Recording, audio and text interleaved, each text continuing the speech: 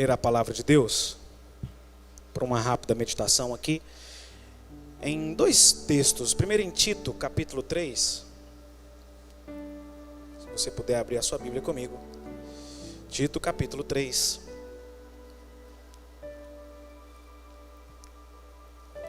Glória a Jesus. E o versículo de número 5. E depois nós vamos para a primeira carta de Pedro, capítulo 1, versículo 3. 3:5. Versículo 5 do capítulo 3. Mas antes aqui eu quero receber os irmãos. Na verdade, tem muitos aqui que nos recebem, né? O Bruno está ali, tem um moço do lado seu ali, não sei quem é, mas Deus abençoe em nome de Jesus. Uma alegria, viu, Bruno? Também a Firma está ali com seu namorado. Conhecemos ontem, né? Que Deus abençoe em nome do Senhor Jesus Cristo. O Cassiano, mas a Flaviana está aqui mais uma vez. Que Deus abençoe. Ficar aqui, Cassiano, Flaviana. Deus abençoe em nome de Jesus. Glória a Jesus. Tem mais alguém que eu estou passando batida aqui, irmão? Me ajuda.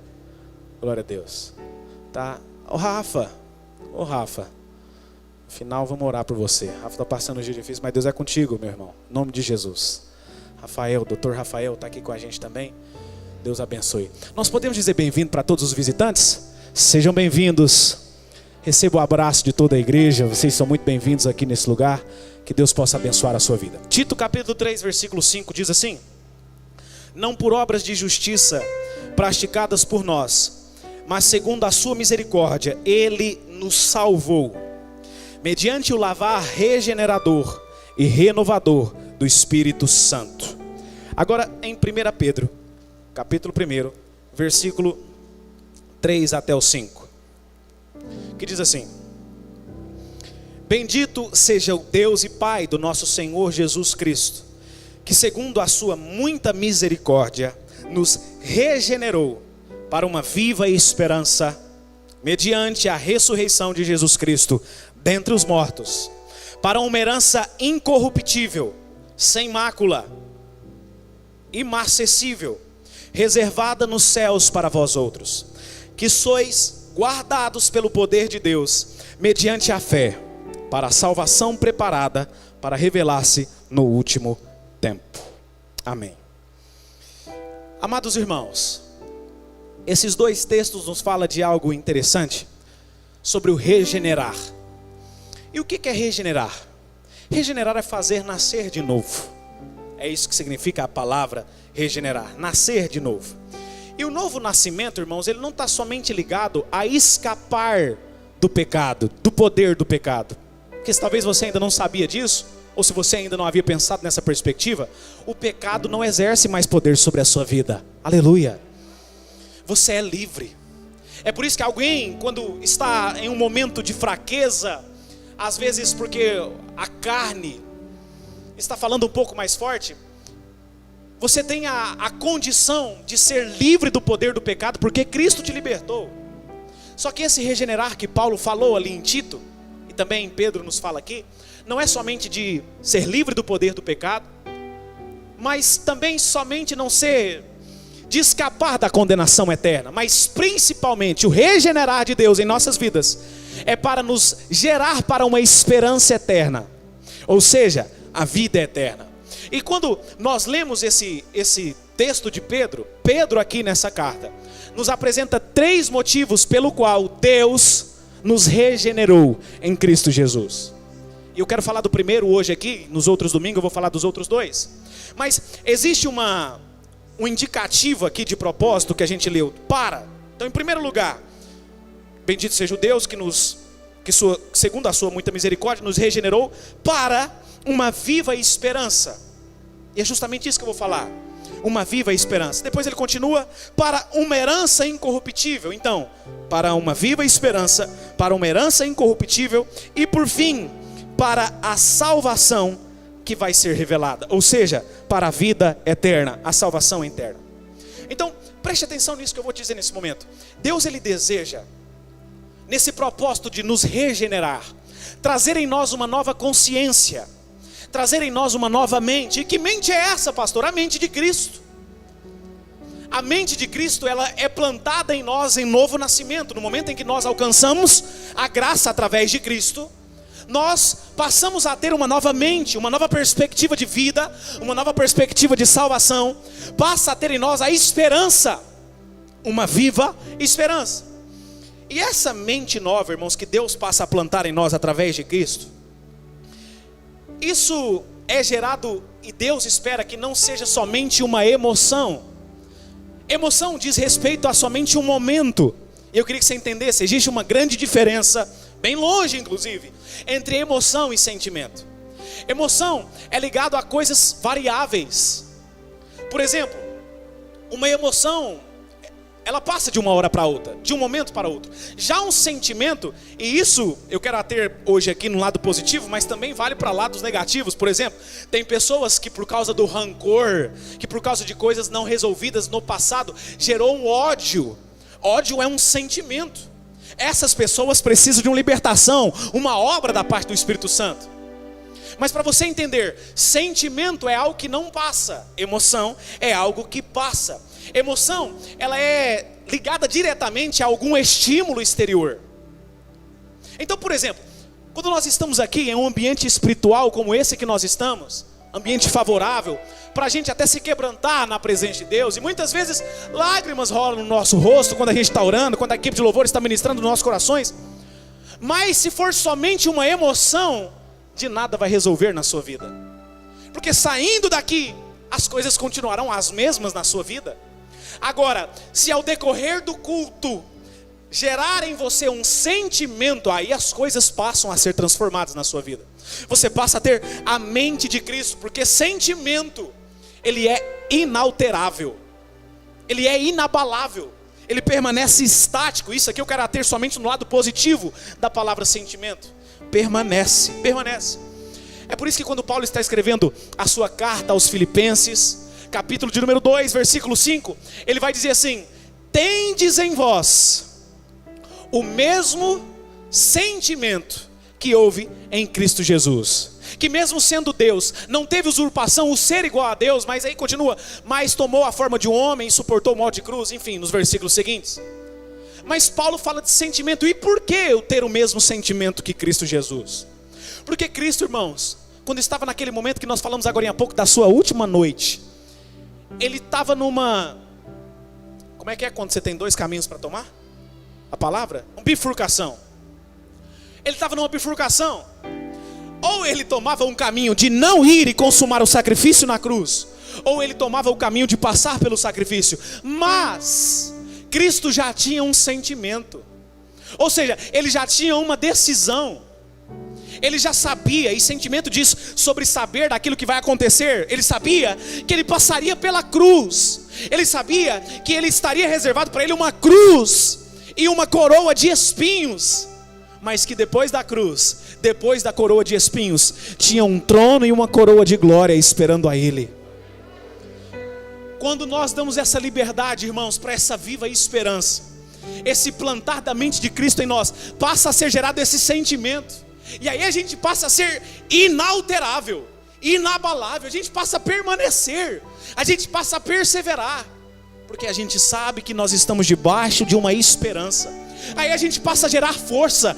Eu consigo olhar para Cristo, eu consigo mesmo no meio da dificuldade entender que há esperança. Inclusive é isso que Jó vai nos dizer no capítulo 14, verso 7, que ainda que a árvore seja cortada e no solo o seu tronco venha envelhecer, há esperança. A gente sabe que as coisas não terminarão do jeito que estão. A gente sabe que a gente passa pela cruz, mas existe um trono de glória esperado e reservado para mim e para você, irmão, aleluia. Eu não sei, irmãos, qual é o momento da vida que você está passando agora, no sentido de dificuldade, mas eu sei que nós temos um Deus que fez uma promessa, que há esperado para nós um céu de glória, aleluia. A esperança, e nós estamos debaixo de uma viva esperança. E ter esse mesmo sentimento, não emoção, ter esse mesmo sentimento diz sobre ter convicção do meu futuro. Tem muita gente que não sabe o propósito de servir a Deus. Às vezes vai caindo tanto na rotina que se esquece. Qual é o sentido da ceia? Eu sei, mas qual que é o sentido da ceia? E a gente vai ficando em uma monotonia, em um marasmo espiritual. As pessoas não conseguem mergulhar em um relacionamento mais íntimo com Deus, porque esquece do propósito. Mas sobre nós, irmãos, nós temos uma convicção sobre o nosso futuro. Nós sabemos que tudo que nós realizamos, estamos pautados em uma verdade. E por estarmos em uma verdade, nós sabemos que o nosso futuro está garantido por Deus. É por isso, irmãos, que Covid, crise mundial, isso aí não me assusta não. Eu não tenho medo disso não, porque eu sei que eu estou com Cristo. E como Paulo vai nos dizer na mesma carta aos Filipenses, capítulo 4, versículo 13, eu posso passar por coronavírus, eu posso passar por crise mundial financeira, do jeito que for, mas eu posso tudo porque Ele me fortalece a cada dia. Eu estou debaixo de uma viva esperança. Eu sou regenerado, eu nasci de novo para uma viva esperança. E eu e você tivemos esse novo nascimento consumado através do batismo nas águas, que Paulo vai nos dizer lá em Colossenses. Nascemos da água e do Espírito a partir de então. Mas perceba comigo, irmãos, quando a Bíblia fala sobre esperança, ela está falando de algo distinto da fé, que eu queria que você gravasse aqui essa noite. Fé e esperança não são as mesmas coisas, ou não são a mesma coisa. Existe uma diferença, há uma distinção entre fé e esperança. Paulo vai nos dizer na carta que ele escreve aos Gálatas, capítulo 2, verso 8, que nós somos salvos mediante a fé. Mas nós somos salvos mediante a fé, mas para uma viva esperança. E essa questão aqui, irmãos, lá em 1 Coríntios, capítulo 13, fica um pouco mais clara essa questão da distinção. 1 Coríntios, capítulo 13 e o versículo também 13, que Paulo diz assim: agora pois, permanecem a fé, a esperança e o amor. Ou seja, são 3 sentimentos diferentes: fé, esperança e amor. Ou seja, há uma diferença entre esses 2 sentimentos. Quando Paulo está escrevendo uma outra carta, Romanos, agora já no capítulo 15 de Romanos, e o versículo de número 13, Paulo diz o seguinte, olha só: e o Deus da esperança vos encha de gozo, ou de todo gozo, de toda alegria e paz na vossa fé, para que vocês sejam ricos de esperança no poder do Espírito.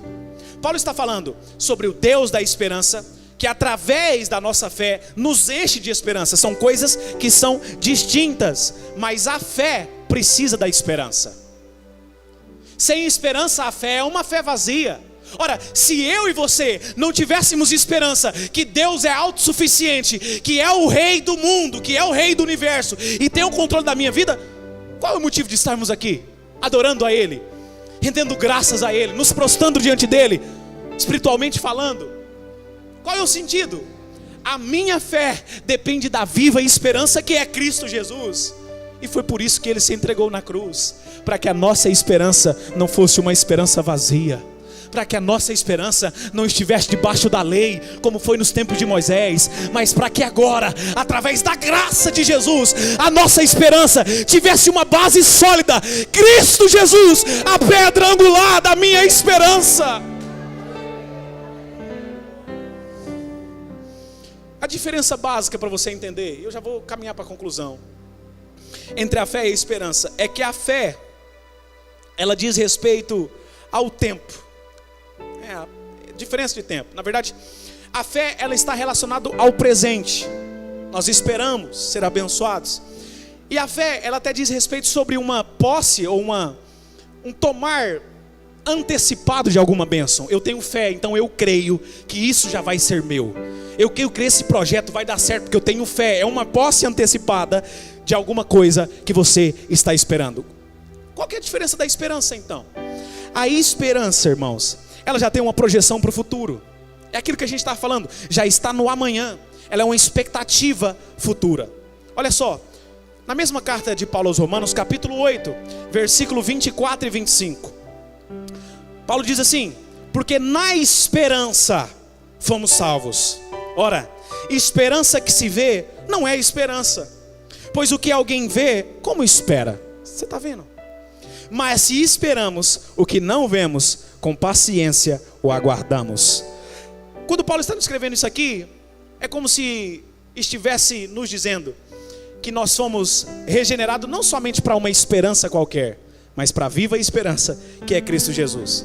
E a Bíblia, em todo o seu curso, vai nos apresentar Cristo como a nossa esperança.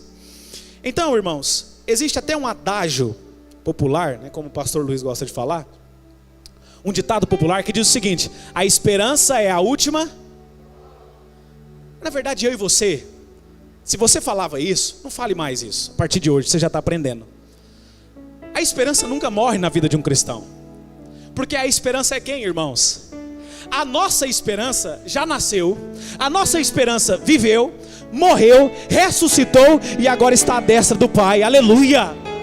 Aleluia! Então a esperança não é a última que morre. A esperança, ela permanece até o fim. Até a eternidade a esperança está. Porque a esperança é Cristo Jesus, o nosso Senhor. A esperança nunca morre. Oh, irmãos, eu sei que Cristo está falando em corações aqui. Nós estamos nos atendo em um ambiente espiritual no sentido de vida eterna, no sentido de salvação. Mas eu quero estimular a sua fé aqui como homem de Deus nesse momento sobre a sua vida, para dizer: eu não sei o que você está precisando de esperança agora, aleluia. Mas entenda o seguinte: não perca a esperança. O que é perder a esperança? É perder Cristo. Ele ainda está no controle, aleluia. Ele te trouxe aqui para dizer isso: eu ainda permaneço governando.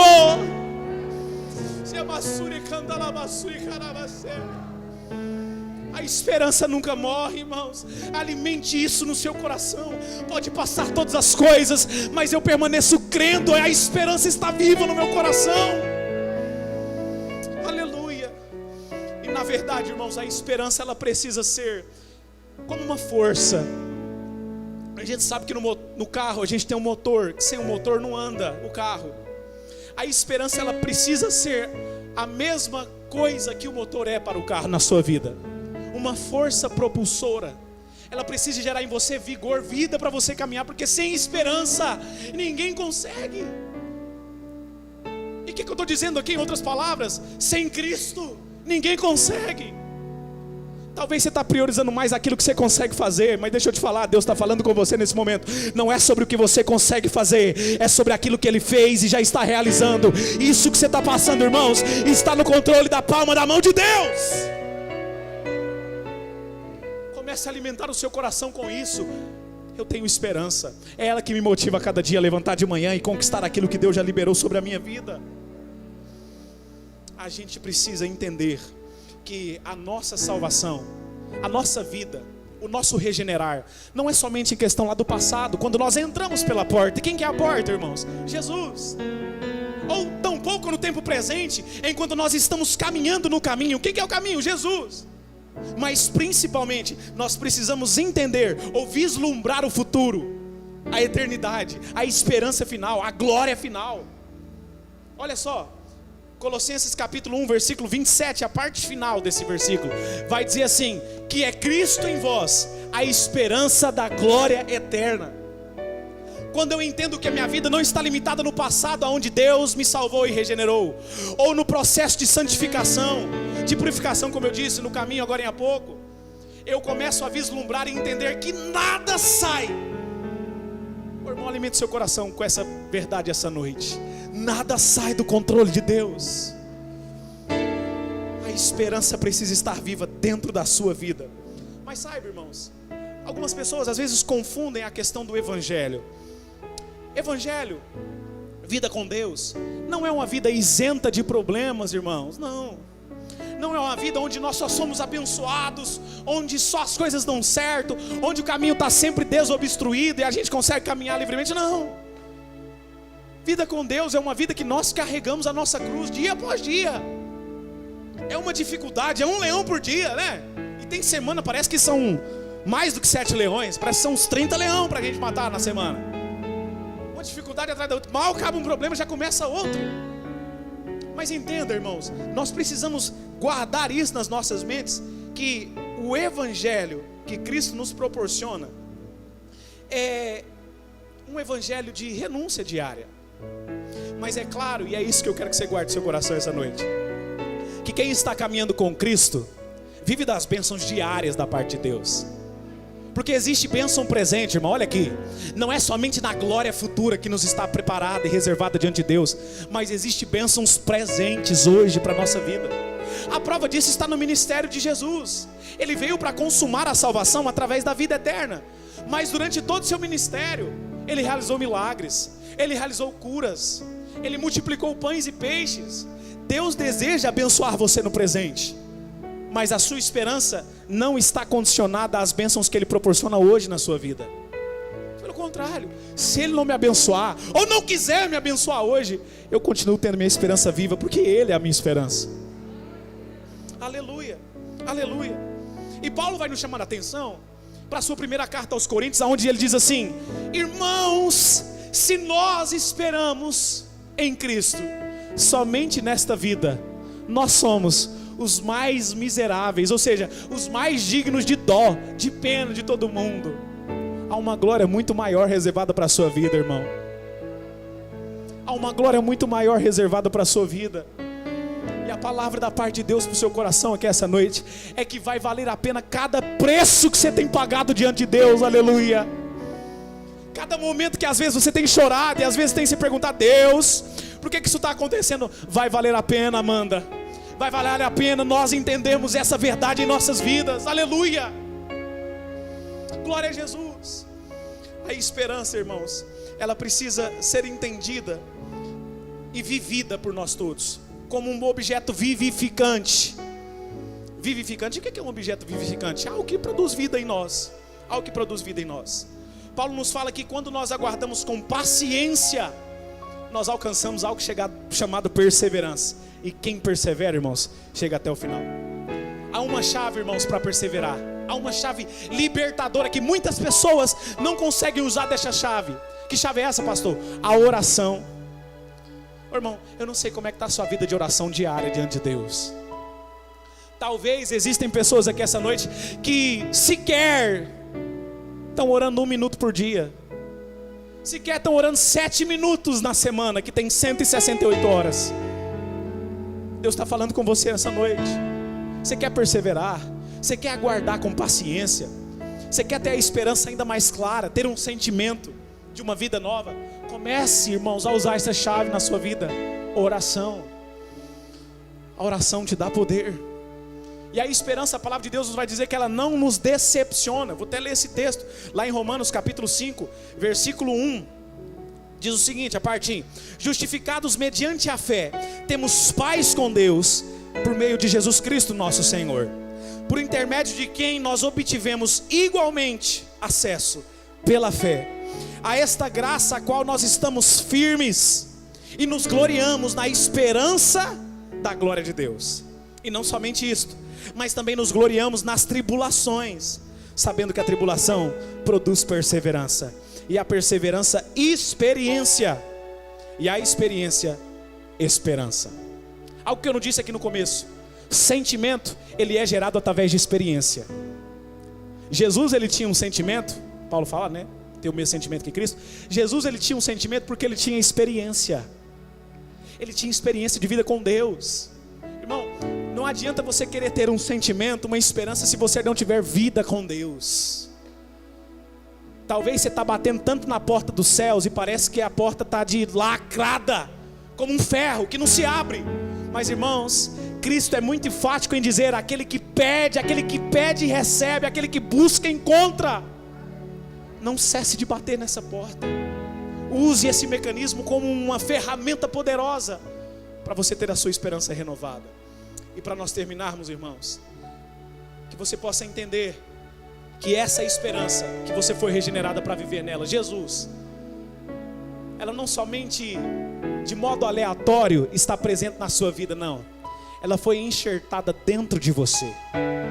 Cristo Jesus foi colocado dentro de você através do seu sangue vertido na cruz. O que isso significa? Significa que Ele pega nas suas mãos, te levanta a cada dia, te fala: meu filho, você está fraco, está com dificuldade de andar? eu vou sustentar você, eu vou te colocar de pé, eu vou fortalecer os seus passos, eu vou te dar graça para você entender que há esperança enquanto você estiver caminhando comigo. Aleluia! Fica de pé em nome de Jesus.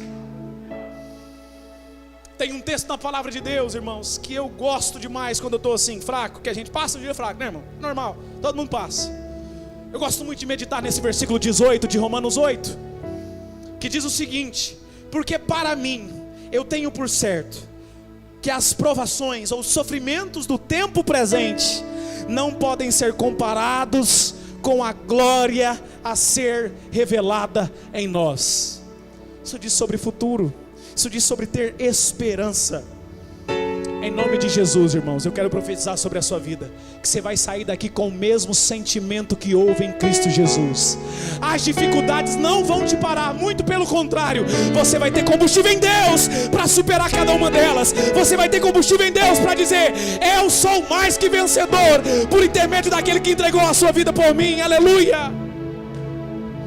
Em nome de Jesus, em nome de Jesus, você possa alimentar essa esperança diariamente nas suas vidas e entender que ela está viva dentro de você. Ela jamais morre. Em nome do Senhor Jesus Cristo. Curva a sua cabeça neste momento. Pai, eu quero te pedir nesse momento em prol da sua igreja, Pai, em prol dos teus filhos. O Senhor conhece cada coração que aqui está, ó Deus, cada necessidade que aqui se apresenta diante do Senhor nesse momento. E eu sei, meu Deus, que essa pessoa que subiu aqui ao altar do Senhor nessa noite é porque confia no Senhor, é porque crê na sua bondade, é porque crê na sua misericórdia. Pai, renove a esperança nesse coração, ó Deus. Renove o seu sentimento, ó Deus, nesse coração. Se ele tem dificuldade, ela tem dificuldade de olhar para o Senhor, de ter o mesmo sentimento que o Senhor teve, ó Deus, ali no jardim do Getsemane.